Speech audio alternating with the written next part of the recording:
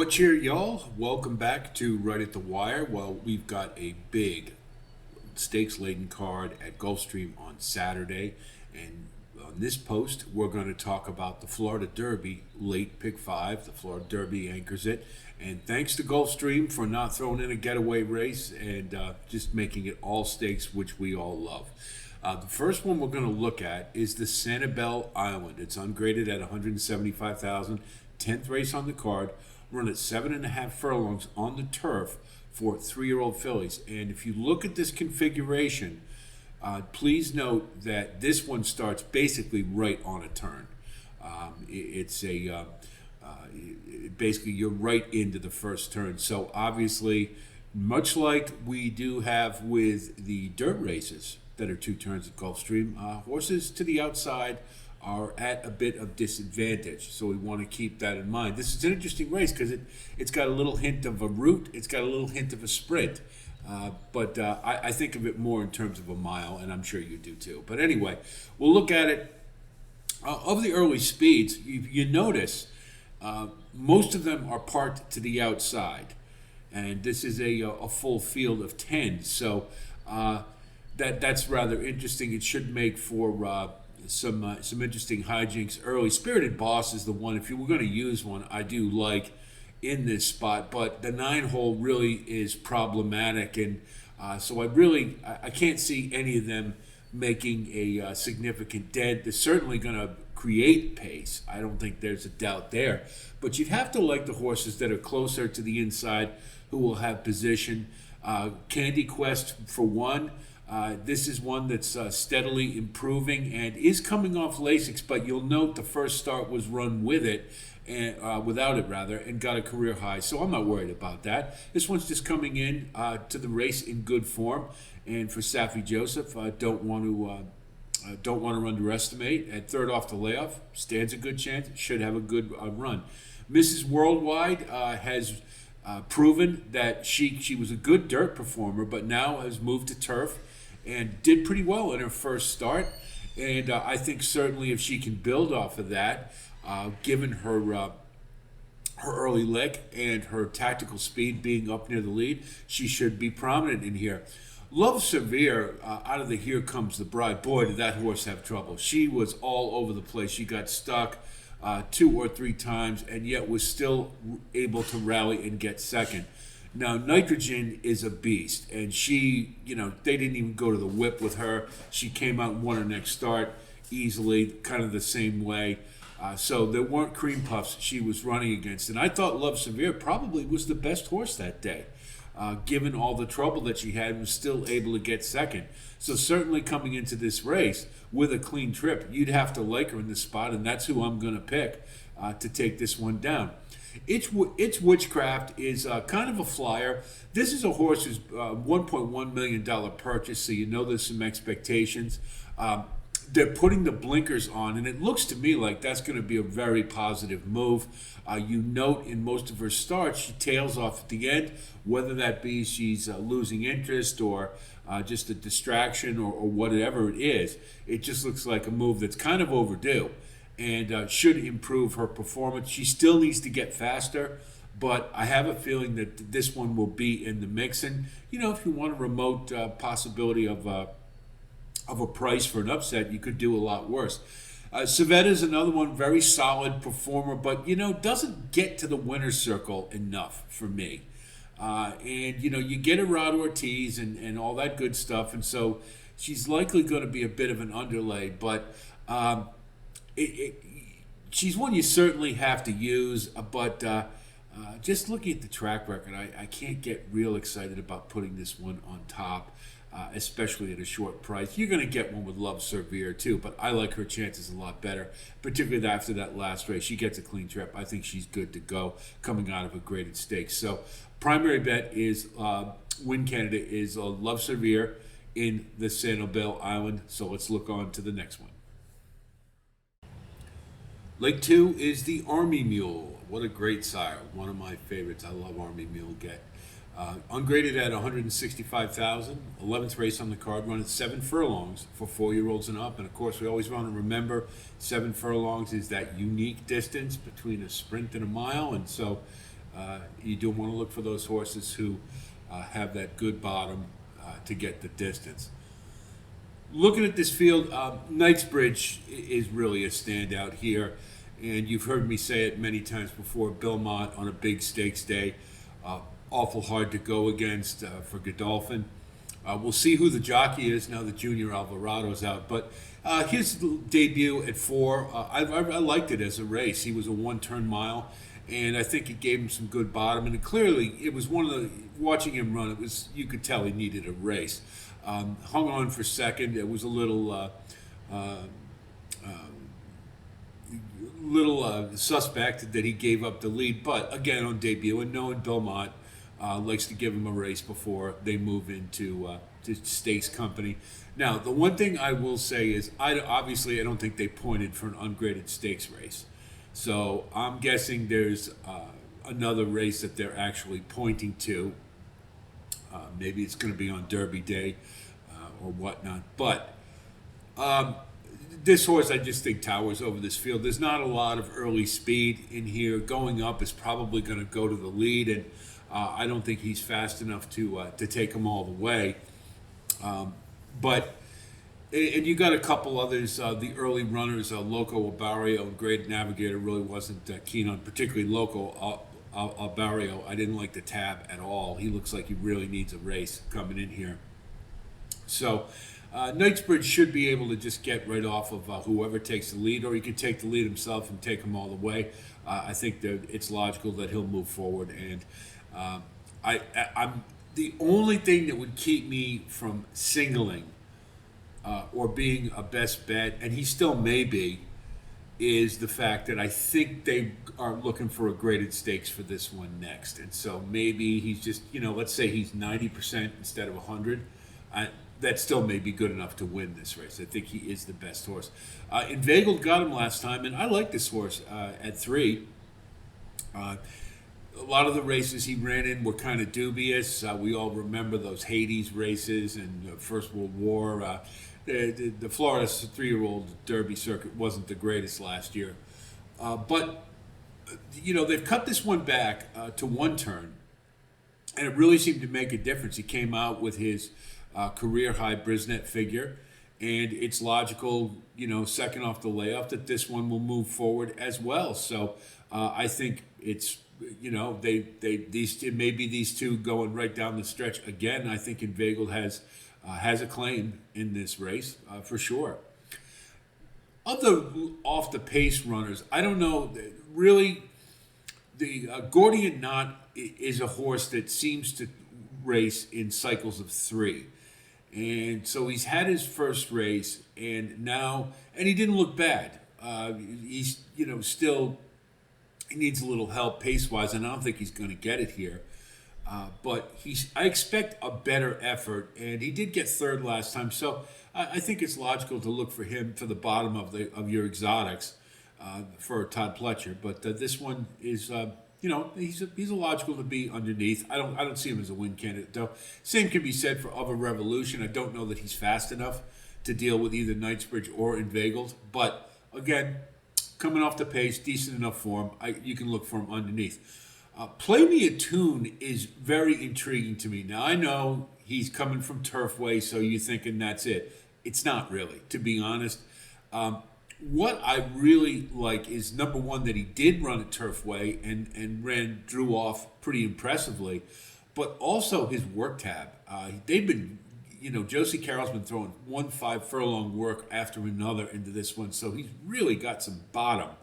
And if you're looking for a price, and the scenario is possible that Knightsbridge maybe not tuned up completely all the way, Play Me a Tune to me is a really interesting upset play. So I'll be keeping an eye on him, particularly on the tote board, and hopefully we can get some really good value. How great is Nate? I've always loved this horse.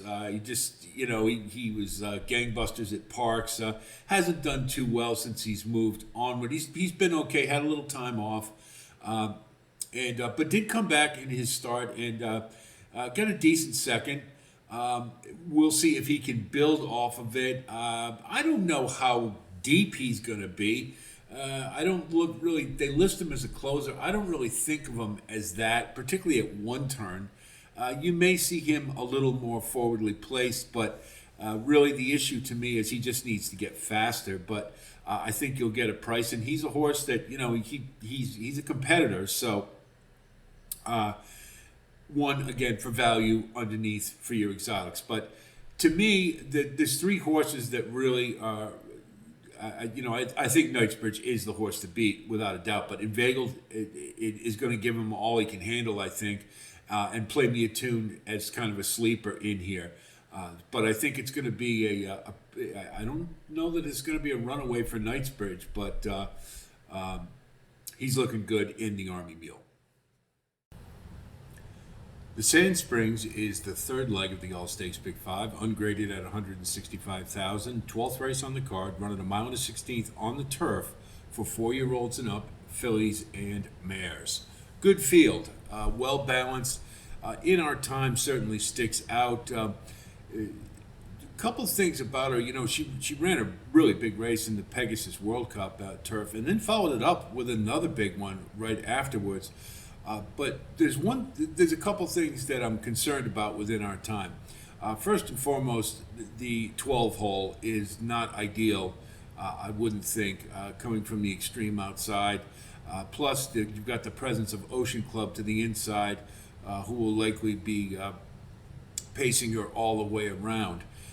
The fact that she's been giving it up the last couple of starts is, she's still been hanging in there. But the thing that bothers me is the fractions are getting progressively faster.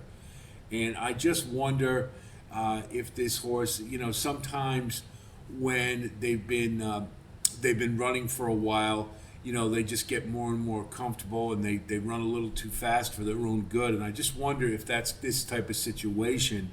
And, that coupled with all the early runners, I'm just wondering if maybe this is the time you want to try to just exclude In Our Time, and maybe the rubber meets the road. So I'm just going to throw her out because there's enough other speed here. I think it's going to be awful difficult.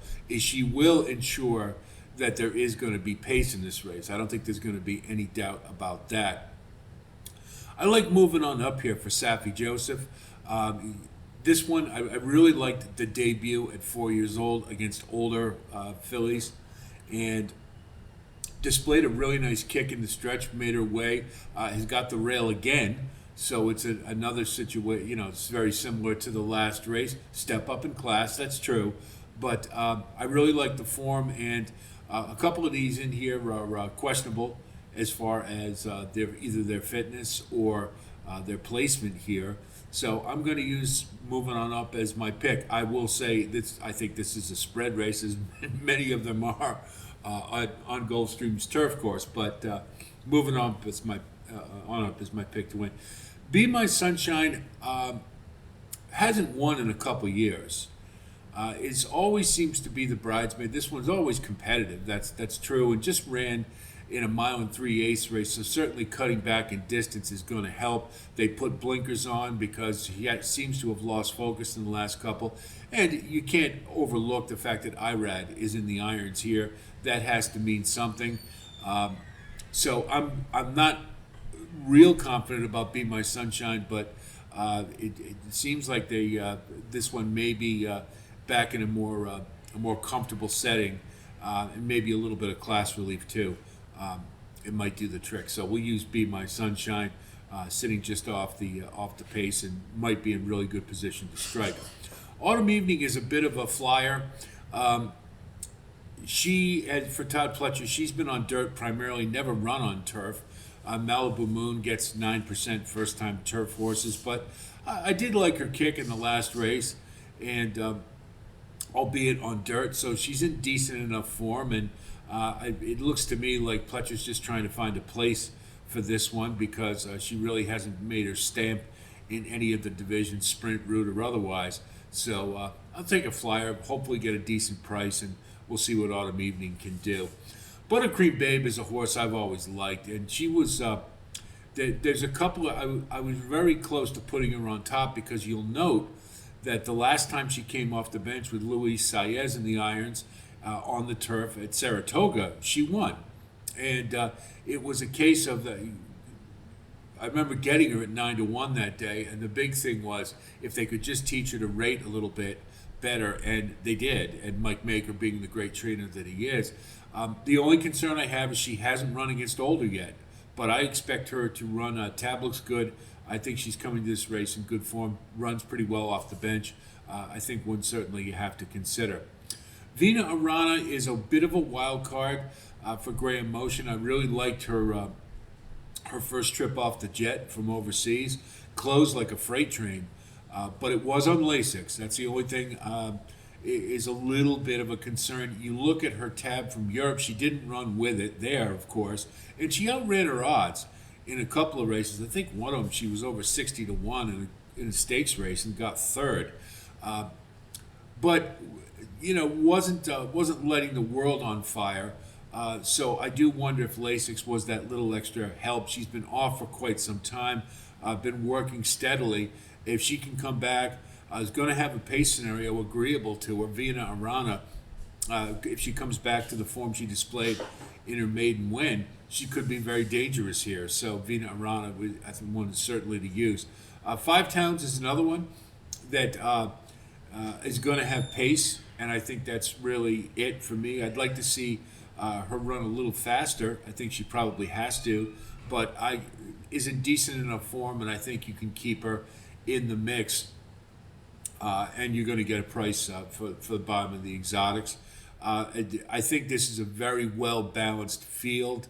I'm going with the horses that I see as being in the best form with the potential to move forward. And that's really what it's coming down to. So we're going to go with moving on up in the Sand Springs, but this is a spread race for sure. Fourth leg of the Pick 5 is the Appleton. It's ungraded at 165,000, 13th race on the card, running a mile on the turf for 4-year-olds and up. And if you want to know what race is most likely to kill your Pick 5, this is it. I'll tell you, you look at this field and it is just got potholes all over it. First and foremost, you don't really have an established pace per se. I think it would be Portofino, but it's really hard to tell. I think the keys to this race are, more than any other, really are you want to see recent form and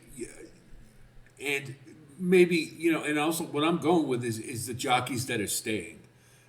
Because there's a lot of movement in this field from one race to another, and there's a few horses coming off very long layoffs, and it's just a really tough field. Now, you look at, Portofino, I'm probably not going to use, but he is probably the one on the lead. I don't like his form terribly much, but of the ones I'm really looking at, Abrumar certainly looks to be, as a 3-year-old, had the most potential to be solid in here. And I wouldn't be surprised if he's either the favorite or the second choice, maybe even the third. Just coming off a really long layoff, the tab looks fine. The only thing is he's never run against older horses. And so that's a bit of a concern to me. Didn't win enough to really wet my whistle, but I think this horse is classy enough. And again, if he can take a move forward against older, he's a very solid win candidate here. Just a little hard to trust after such a long layoff. I like Seminole Chief in here, and the main reason is he's been running. Since they moved him to turf, he's been a much more effective horse. I really liked his last race. He had a nice, solid stretch run in a pretty good field, and it's logical that he could move forward here. I'm not worried about Lasix. He's run without it before, so I don't think that's an issue. And he looks to me like the most logical in here. Now, Ice Chocolat obviously jumps off the page, but this one hasn't run in a while. And in the poker, last year, he came out of nowhere to run a monster race and then went right to the bench. It's always a bit of a concern, and I really don't like the work tab. There's some significant gaps in it, and I think this horse really needs a race. So rather than even toy with him, I'm just going to throw him out completely. Fly the W is a venerable performer, been around a long time. I think he's 9 years old, and just was claimed by Martin Drexler, who's very good off the claim. Claimed only for $35,000, but in a field like this, I think this one has been such a solid performer. I don't see any reason why running with a little bit of a freshening can't be competitive here and likes to win. That's the main ingredient, the thing that I would get excited about, and you're going to get a price. So to me, Fly the W, take a flyer, pardon the pun. But in this race, I think you absolutely need prices. It just, to me, is wide open. Major Dude certainly seems very logical. But honestly, this horse just never seems to have materialized from his 3-year-old year. He looked like he was going to be a solid horse, whether it be on turf or dirt, but he really hasn't made his jump into a major stakes player. He's been running at the allowance level. Last race was good. He was game in the stretch, but the thing that bothers me is he didn't win. He had every chance to, and he did keep fighting. And, from that, you could say that would make him logical in here, but he's kind of hard to trust because he doesn't win a lot. And that's kind of the thing. You've got a horse like Dr. Jeff, who doesn't really run at a mile distance too often, but his form isn't bad. I could see using him. It's just I like others a little bit better, but this is a race that is a real head scratcher to me, mainly because of the vulnerability of the chalk. So I don't really want him. I'm throwing Major Dude in there because I think you have to, and Abramar as well. But I want a price, and I think the best value you're going to get is from the horse who's been running and is in good form, and that's Seminole Chief. But I'll tell you, this one is a it's a corker without a doubt. And if we're looking to see a race that's going to kill your pick 5, this is going to be the one. So we'll go 4 deep with Seminole Chief as our primary in the Appleton. So we've now arrived at the race we all want to see, the Florida Derby, a Grade 1, 14th race on the card, running 1 1/8 for the 3-year-olds. And just a quick note, we do have an individual posting on this, I should say, for if you want a deeper dive into the race, go ahead and take a look at that. This race is run, at Gulfstream. They've increased the run-up, but you're still encountering a turn pretty quick. So horses to the outside, particularly ones who want to be up amongst the pace, are at a little bit of a disadvantage. So we do want to remember that when we consider this race. We know the players in here. Neo Equos surprised me in the Fountain of Youth. I thought he ran a really nice race, better than I expected, and I think he can do the same here. His connections have said he's a little distance challenged, so they're just going to send him, and why wouldn't you on the rail on a speed favoring track? And I think he can get the 1 1/8, but to take him all the way, probably a tall order, but I think he can still stay in the mix, and at 10-1, that's a nice value. Disruptor certainly has got a lot of attention. He did on his maiden voyage, but he was up a little short, just got second. Came back and won his second start. Oddly enough, he had the same fractions for both races, so he may have had a little softer field in the second start. But couple things to note. Obviously, Lasix for both starts, and secondly, 1 turn. So he's going around 2 turns. He's going without Lasix, and he's going into a graded stakes. Now, by all accounts, he's got quality. They paid a lot of money for him. After the sale, that doesn't mean anything, but it kind of tells you that there's some expectations there, and so far, he's pretty much living up to them. Tactically, he's going to be in a good position in the 4-hole. Should be right off of Neo Equos. And if he can get some momentum going, yeah, he can win this race. It's certainly possible. I don't know if I like him at 4-1, but he's one certainly to consider. Matticat Road, I'll just talk about real quickly. I think he ran huge in the Rebel Stakes, and I loved him that day. And he damn near pulled it off, but he was so sharp in that race. I think there's only one way to go for him. Now, this is probably maybe a little more favorable a track, but he is in the 8 hole for a horse who wants to be up amongst the leaders. And I think tactically he is at a disadvantage. Moreover, if you look at his tab, I know he's got a 4 furlong bullet, but he doesn't have that string of 5 furlongs and 6 furlong works that Bob Baffert always likes to give his horses, to really give him that bottom. So it tells me that he's a little fragile going into this race, and he's going to have to rate something he hasn't really done effectively just yet, save for his maiden win. So we'll see, but at 7-2, I don't want any part of him, and I'm just going to toss him. Tappan Street, to me, is the logical second choice in this race. He took the Fountain of Youth off by design. Brad Cox said that was the intention. I thought he ran very well in the Holy Bull. He just encountered a horse who was peaking in Burnham Square. But he did run the same Brisnet figure that Sovereignty ran in the Fountain of Youth. Something to think about. He's got a 2-turn stakes race under his belt. That didn't seem to bother him. His tab is fine. The 9 hole's a little problematic, but I don't think he needs to be up near the leaders. He could be about mid-pack, should be able to work out a trip. And if anybody's going to beat Sovereignty, I think he's the one. Let's also remember, he needs the race. He's got to win it or come in second in order to get into the Kentucky Derby. Disruptor probably has to win or come in second as well. So this is their Super Bowl to a degree. And it's a bye week for Sovereignty because he's already in. He doesn't need to win. However, I don't think Bill Mott would,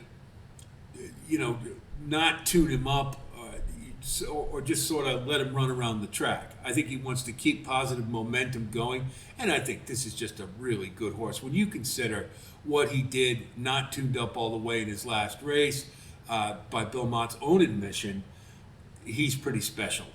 And I just think he's the best horse in this race, and I don't think the 10 hole's not going to bother him because he's going to be coming from off the pace. And it's been done before. Forte won this race from the 11 hole a couple years ago. It can be done. Forte, came from off the pace, and I think Sovereignty can do the same here. So I'm picking Sovereignty to win the Florida Derby because I just think he's the best horse. But if I had to look for an alternative, to me, it's going to be the 4 or the 9, more preferably the 9. So we look at our ticket. I'm not going to mess around. I'm going to go, I like to have at least one single, and I think I've got 2 here. I toyed with the idea of spreading in one race or the other a little bit, but I think if you get both of those home, Knightsbridge in the 11th and Sovereignty in the 14th, they're both going to be incredibly short, and I don't want to spend a whole lot of money, so I'm just going to double single. These big stakes days can be awful chalky. Granted, these turf races are all tough. They really are. They're well balanced, and as you can see, I've spread in all 3 of them because we can go short in the 11th and the 14th. So in the 10th race, leg 1, we're going to go 1, 2, 3, and 6. In the 11th, we're going to single Knightsbridge, number 4. In leg 3, race 12, we're going to go 1, 3, 4, and 9. And the toughest one to me is the 13th race. It's a real head scratcher. It's a real tough race. I'm going to go with 2, 6, 7, and 9. And then we'll single Sovereignty in the Florida Derby. It's a $64 ticket on a $1 base. You can certainly leverage using Ticketmaker, and I probably will. And I'll go 3, 4, 1, 7, 10 with a pretty heavy ticket, and then maybe a little bit of mixing and matching with the singles. But from a caveman perspective, I just wanted to give you an idea of this is what I consider to be, like your base type of ticket for this race and the races I would spread it. So I hope our analysis helps you with your own wagering strategy. I wish you the best of luck as always. And certainly if you do like content like this, please like and subscribe. And again, thanks so much to all of you who have recently come on board. I'm loving the way this community is growing, and the comments have been terrific. Keep them coming. I love it. You guys have a lot of great ideas. They're really nice insights and some good perspectives. That helps all of us. And we can all get enriched and become better handicappers, and that's what it's all about. So I thank you for that, and keep them coming, and I very much appreciate it. We will have a full card post for Gulfstream with best bets value plays. We'll probably have a pick six and another sequence. I think there's enough stakes races on the card. I'll have to double check it, but I think we've got another all stakes pick five, and we'll try to throw that in there with the Gulfstream Park Oaks, which is the ninth race. So much more content on the way. If we have time, we'll do something for Oaklawn in the way of a sequence as well. But no promises. Life gets in the way sometimes. So I'll leave it there. Anyway, that's it from here. I'll talk to you soon. And until then, be well.